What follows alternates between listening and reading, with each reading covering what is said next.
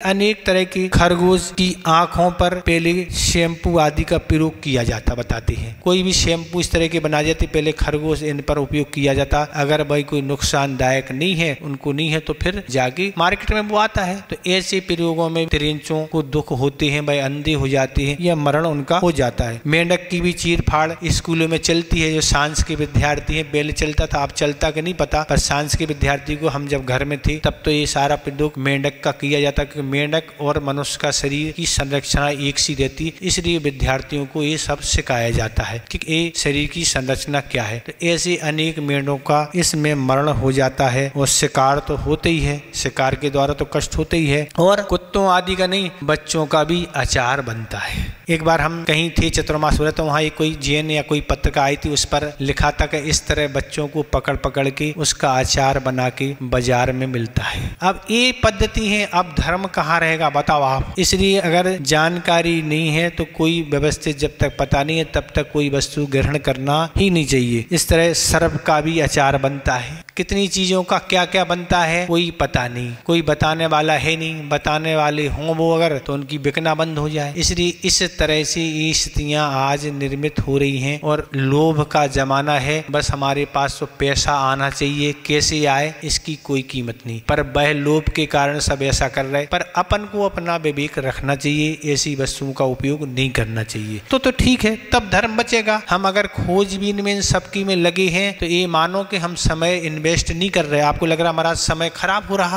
आप पता कर रहे हैं तो धर्म का ही पालन कर रहे हैं। किस लिए कर रहे हैं कि हमारा धर्म नष्ट नहीं हो जाए, हमारे नियम आदि नष्ट नहीं हो जाए। हमने नियम लिया है कि हम मांस ग्रहण नहीं करेंगे, पर इन माध्यम से जा रहा तो दोष लग रहा। तो पता करना भी एक धर्म है। समय बेकार में निकाल रहे ये कोई बात नहीं है।